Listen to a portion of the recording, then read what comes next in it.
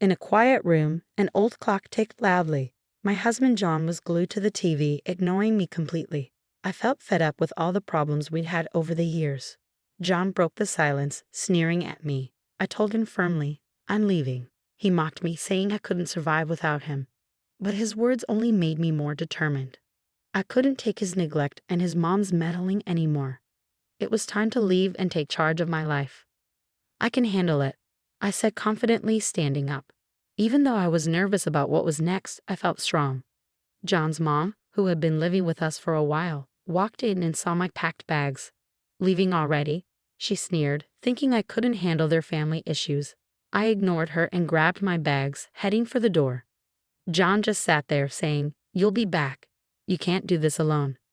As I stepped out of the house, a feeling of freedom washed over me. The evening air was refreshing, lifting my spirits.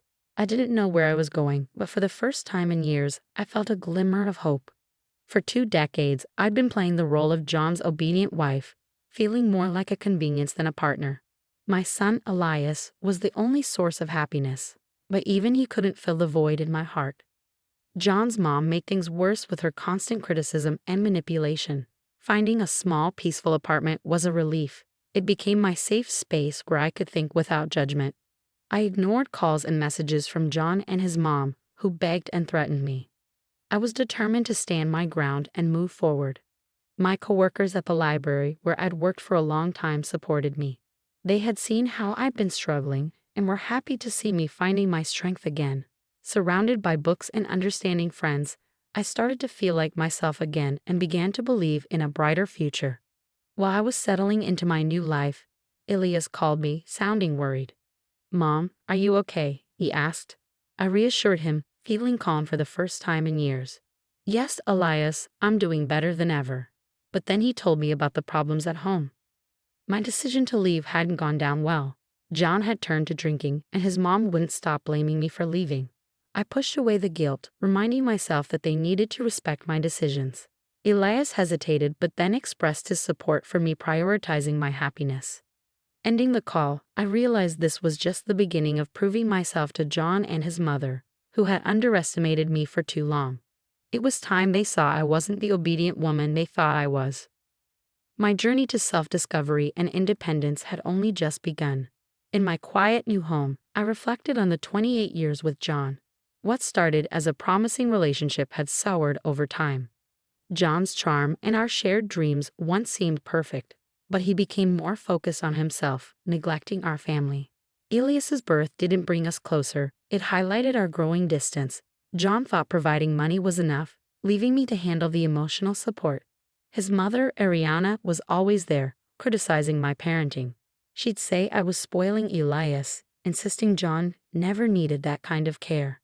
Despite her comments, I focused on raising Elias well. He grew into a thoughtful and independent man, a bright spot in our tense home.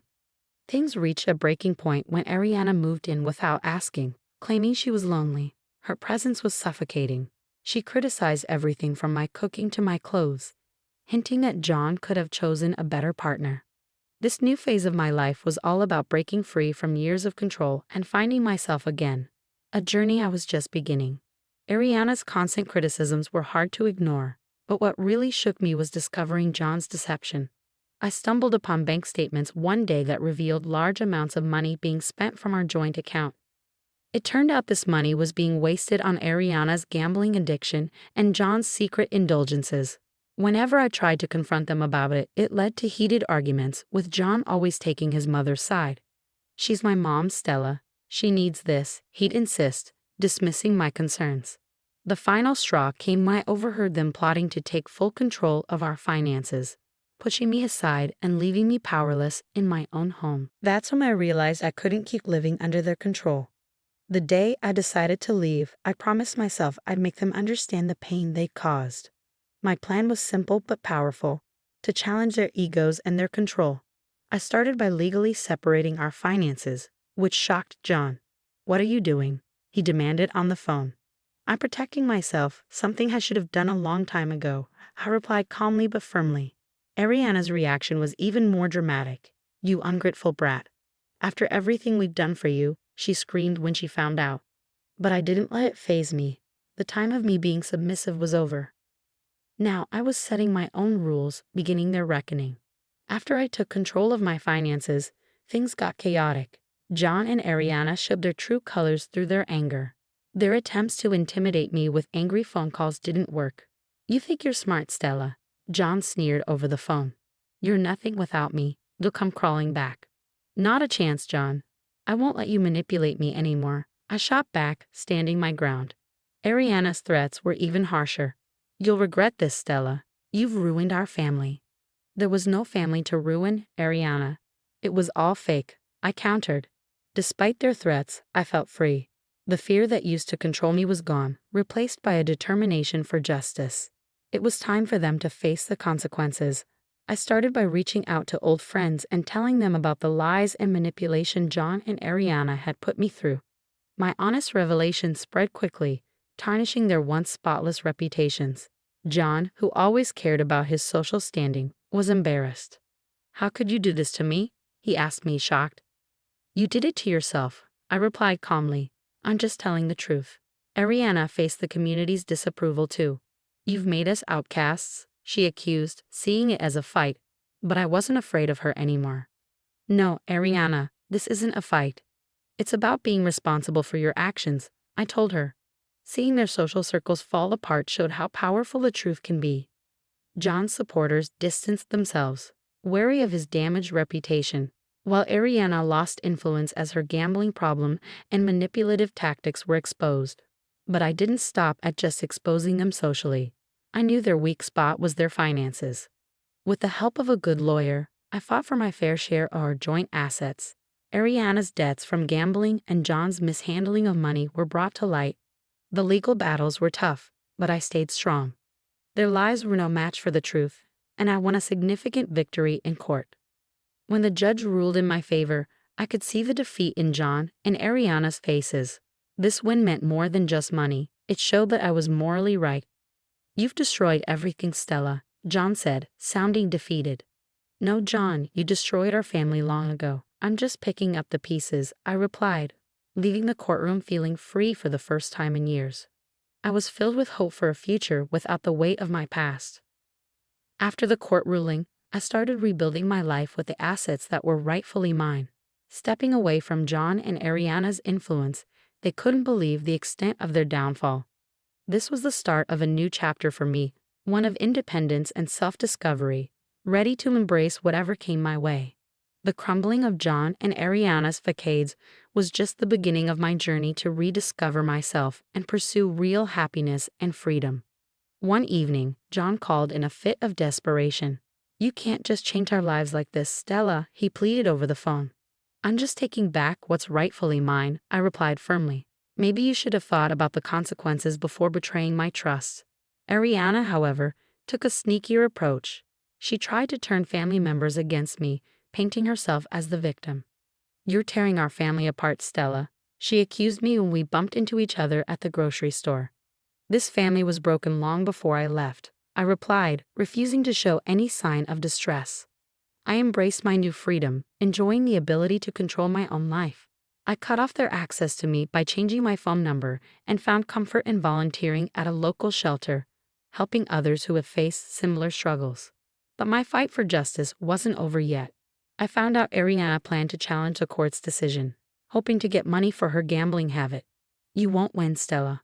I'll make sure you pay," she threatened in a message sent through a relative. In defiance, I strengthened my legal defenses, prepared to counter any challenge she brought forward. The person who once avoided conflict had become a determined advocate for her own rights. Meanwhile, John was crumbling under the pressure.